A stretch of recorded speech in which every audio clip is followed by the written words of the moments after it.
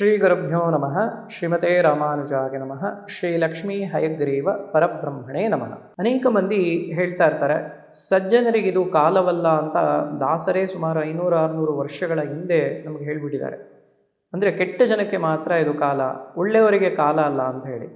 ನನ್ನ ಹತ್ರ ಅನೇಕ ಮಂದಿ ಜ್ಯೋತಿಷ್ಯ ಪರಿಹಾರಕ್ಕೆ ಬರುವಾಗ ಎಲ್ಲರೂ ಕೂಡ ಕೇಳುವುದು ಒಂದೇ ಪ್ರಶ್ನೆ, ನಾನು ಬಹಳ ಒಳ್ಳೆಯವನು, ಒಳ್ಳೆ ಕೆಲಸಗಳನ್ನೇ ಮಾಡಿದ್ದೀನಿ, ಆದರೂ ಕೂಡ ನನಗೇ ಕಷ್ಟ ಆಗತ್ತೆ, ನಾನು ಎಷ್ಟು ಒಳ್ಳೇದು ಮಾಡ್ತೀನೋ ಅಷ್ಟೇ ನನಗೆ ಕೆಟ್ಟದಾಗತ್ತೆ, ಹಾಗಾಗಿ ನಾನು ಒಳ್ಳೆಯವನು ಆಗಿರೋದೇ ತಪ್ಪ ಅಂತ ಹೇಳಿ ಅನೇಕ ಮಂದಿ ಪ್ರಶ್ನೆ ಮಾಡ್ತಾರೆ. ಹಾಗಾಗಿ ಮನುಷ್ಯ ಒಳ್ಳೆಯವನಾಗಿರೋದು ಒಳ್ಳೆಯದೇ, ಕೆಟ್ಟದ್ದೇನೂ ಕೂಡ ಅಲ್ಲ. ಆದರೆ ನಾವು ಇವತ್ತು ಅನುಭವಿಸ್ತಾ ಇರ್ತಕ್ಕಂತಹ ಒಂದು ಈ ಕೆಟ್ಟ ಫಲಗಳೇನಿದೆ, ಇದಕ್ಕೆ ಅನೇಕ ಮಂದಿ ಹೇಳ್ತಾರೆ ಪ್ರಾರಬ್ಧ ಕರ್ಮ, ಯಾವುದೋ ಜನ್ಮದಲ್ಲಿ ಏನೋ ಮಾಡಿದ್ದೀವಿ, ಏನೋ ಆಗಿಬಿಟ್ಟಿದೆ, ಅದರಿಂದ ನಮಗೆ ಈ ತೊಂದರೆಗಳಾಗ್ತಾ ಇದೆ ಅಂತಲೂ ಕೂಡ ಭಾಳಷ್ಟು ಮಂದಿ ಹೇಳ್ತಾ ಇರ್ತಾರೆ. ಆದರೆ ನಿರ್ದಿಷ್ಟವಾಗಿ ಏನು ಅಂತ ಹೇಳಿದ್ರೆ, ಈ ಒಂದು ಕಾರ್ಯಗಳೇನಿರುತ್ತೆ ಅಂದರೆ ನಮಗೆ ನಿರ್ದಿಷ್ಟ ವಯಸ್ಸುಗಳಲ್ಲಿ, ಉದಾಹರಣೆಗೆ ಒಂದು 32 ವಯಸ್ಸಿನ ಮುಂಚಿತವಾಗಿ ಆಗ್ತಕ್ಕಂಥದ್ದಕ್ಕೆ ಪೂರ್ವಾರ್ಜಿತವಾಗಿರ್ತಕ್ಕಂತಹ ಕರ್ಮಫಲಗಳು ಕಾರಣವಾಗಿದ್ದರೆ, 32ರ ನಂತರದಲ್ಲಿ ಆಗ್ತಕ್ಕಂತಹ ಸಮಸ್ಯೆಗಳಿಗೆ ಈ ಜನ್ಮದಲ್ಲಿ, ಅಂದರೆ ನಾವು ಚಿಕ್ಕ ವಯಸ್ಸಿಂದ ಎಲ್ಲಿವರೆಗೂ ಮಾಡಿರ್ತಕ್ಕಂತಹ ಅನೇಕ ತಪ್ಪುಗಳು ನಮಗೆ ಕಾಣಿಸೋದಿಲ್ಲ, ತಪ್ಪು ಅಂತಲೇ ಹೇಳಲಿಕ್ಕೆ ಸಾಧ್ಯವಿಲ್ಲ, ಅಂತಹ ತಪ್ಪುಗಳನ್ನು ಮಾಡ್ತೇವೆ. ಅಪರಾಧ ಸಹಸ್ರಾಣಿ ಅಂತ ಹೇಳ್ತಾರೆ. 1000 ತಪ್ಪುಗಳು ಮಹಾಲಕ್ಷ್ಮಿ ನಾರಾಯಣ ಪಾದದಲ್ಲಿ ಕುಳಿತು ನಾರದರಿಗೆ ಉಪದೇಶವನ್ನು ಮಾಡ್ತಾರೆ. ಅಂದರೆ ಲಕ್ಷ್ಮಿ ಸದಾ ನಾರಾಯಣನ ಧ್ಯಾನದಲ್ಲಿ ಅವನ ಪಾದ ಸೇವೆಯನ್ನು ಮಾಡಿಕೊಂಡೇ ಇರ್ತಾರೆ.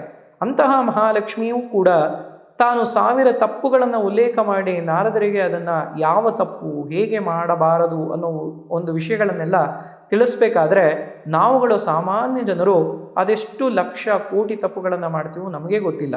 ಹಾಗಾಗಿ ಇದು ನಮಗೆ ತಿಳಿದಲೇ ಇರತಕ್ಕಂಥ ಮಾಡಿರ್ತಕ್ಕಂಥ ತಪ್ಪುಗಳು ಕೂಡ ಇರುತ್ತೆ. ನಾನು ಹಿಂದೆ ಹೇಳಿದಂತೆ ಚಿಕ್ಕ ವಯಸ್ಸಿನಲ್ಲಿ ಅಂದರೆ ಮಧ್ಯ ವಯಸ್ಸಿನವರೆಗೂ ಕೂಡ ಪೂರ್ವಾರ್ಜಿತವಾಗಿರ್ತಕ್ಕಂತಹ ಕರ್ಮಫಲಗಳು ಕೂಡ ಇರುತ್ತೆ. ಹಾಗಾಗಿ ಈ ಕರ್ಮಗಳನ್ನು ನಾವು ಹೇಗೆ ನಿವಾರಣೆಯನ್ನು ಮಾಡ್ಕೊತಕ್ಕಂಥದ್ದು, ಯಾವುದರಿಂದ ಈ ಕರ್ಮಫಲಗಳಿಂದ ನಾವು ಬಿಡುಗಡೆಯನ್ನು ಪಡಿಬಹುದು, ಇದಕ್ಕೆ ಅನೇಕ ಮಾರ್ಗಗಳನ್ನು ತಿಳಿಸಿದ್ದಾರೆ. ಅನೇಕ ಅಂದರೆ ಬಹಳಷ್ಟು ಮಾರ್ಗಗಳಿದೆ. ಅದರಲ್ಲಿ ಪ್ರಮುಖವಾದಂತಹ ಒಂದು ಮಾರ್ಗವನ್ನು ನಾನಿವತ್ತು ತಿಳಿಸ್ಕೊಡ್ತಾ ಇದ್ದೇನೆ. ಆ ಪ್ರಮುಖ ಮಾರ್ಗ ಅಂತ ಹೇಳಿದ್ರೆ, ಏನೇ ಕಷ್ಟಗಳಿರಲಿ, ಏನೇ ತೊಂದರೆಗಳಿರಲಿ, ಅದನ್ನು ದಾನದ ಮುಖೇಣವಾಗಿ, ಅಂದರೆ ನೀವು ಕೊಡುವಂತಹ ವಸ್ತುಗಳ ಮುಖೇಣವಾಗಿ, ದಾನದ ಮುಖೇಣವಾಗಿ ಇದನ್ನು ಪರಿಹಾರವನ್ನು ಕೂಡ ಮಾಡ್ಕೊತಕ್ಕಂತಹ ಒಂದು ವಿಶೇಷತೆಯೂ ಕೂಡ ಇರುತ್ತೆ. ಹಾಗಾಗಿ ಏನಾದರೂ ವಸ್ತುಗಳನ್ನು ಆ ಸಂದರ್ಭದಲ್ಲಿ ಉಪಯೋಗ ಬರ್ತಕ್ಕಂಥವ್ರಿಗೆ ಕೊಡುವಂಥದ್ದು. ಈಗ ನೀವು ನೀರು ಕೊಡ್ತಾ ಇದ್ದೀರಾ ಅಂದರೆ ನಿಜವಾಗ್ಲೂ ಬಾಯಾರಿಕೆ ಆದಂತಹ ವ್ಯಕ್ತಿಗೆ ನೀರನ್ನು ಕೊಡಬೇಕು, ಹಸಿದಿರತಕ್ಕಂತಹ ವ್ಯಕ್ತಿಗೆ ನೀವು ಆಹಾರವನ್ನು ಕೊಡಬೇಕು. ಏನೋ ಸುಮ್ಮನೆ ಮನೆಯಲ್ಲಿ 10,000 ಜನಕ್ಕೆ ಊಟ ಹಾಕಿಸ್ತೆ ಅಂತ ಹೇಳಿ ಎಲ್ಲರನ್ನೂ ಕರೆಸಿ ಅದರಲ್ಲಿ ಅರ್ಧ ಜನ ಊಟ ಮಾಡ್ತಾರೆ, ಅರ್ಧ ಜನ ಅಲ್ಲೇ ಬಿಟ್ಟು ವೇಸ್ಟ್ ಮಾಡ್ತಾರೆ. ಈ ರೀತಿಯಲ್ಲ, ಅದು ನಿರ್ದಿಷ್ಟವಾಗಿ ವ್ಯಕ್ತಿಗೆ ಇದು ಬೇಕು ಅನ್ನೋದನ್ನು ತಿಳ್ಕೊಂಡು ಆ ವ್ಯಕ್ತಿಗೆ ಆ ದಾನಗಳನ್ನು ಕೊಟ್ಟಾಗ ಖಂಡಿತವಾಗಿಯೂ ಕೂಡ ನಿಮ್ಮ ಈ ಒಂದು ಪೂರ್ವಾರ್ಜಿತ ಇರಲಿ ಅಥವಾ ನೀವೇ ಮಾಡಿರ್ತಕ್ಕಂತಹ ಒಂದು ಕೆಲ ಪಾಪಗಳಿರಲಿ, ಇದೆಲ್ಲವನ್ನು ಕೂಡ ನಿವಾರಣೆ ಮಾಡ್ತಕ್ಕಂತಹ ಒಂದು ವಿಶೇಷ ಯೋಗವೂ ಕೂಡ ಆಗುತ್ತೆ.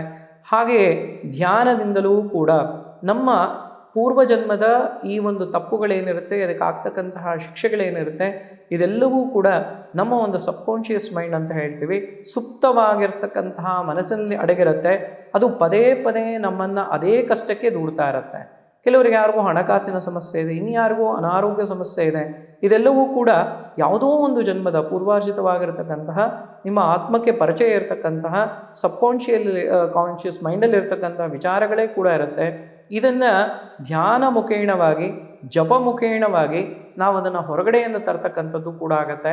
ಅದಕ್ಕೆ ನಿಮಗೆ ಏನು ಬೇಕು, ಏನು ಬೇಡ ಅಂತಲ್ಲ, ಏನು ಬೇಕು ಅಂತಕ್ಕಂಥದ್ದನ್ನು ನೀವು ಪ್ರಾರ್ಥನೆಯ ಮುಖೇಣವಾಗಿ, ಧ್ಯಾನದ ಮುಖೇಣವಾಗಿ, ಜಪದ ಮುಖೇಣವಾಗಿ ನೀವು ಪ್ರಾರ್ಥನೆಯನ್ನು ಮಾಡಿಕೊಂಡಿದ್ದೇ ಆದಲ್ಲಿ ಖಂಡಿತವಾಗಿಯೂ ಕೂಡ ನಿಮಗೆ ಅರಿವಿಲ್ಲದಂತೆ ಬರುವಂಥ ಸಮಸ್ಯೆಗಳು, ನಿಮ್ಮದಲ್ಲದ ತಪ್ಪುಗಳಿಗೆ ನಿಮ್ಗೆ ಆಗ್ತಕ್ಕಂಥ ಶಿಕ್ಷೆ ಏನಿದೆ, ಇದೆಲ್ಲವನ್ನೂ ಕೂಡ ನೀವು ಕಡಿಮೆ ಮಾಡ್ಕೊತಕ್ಕಂತಹ ಒಂದು ವಿಶೇಷ ಯೋಗವಾಗತ್ತೆ.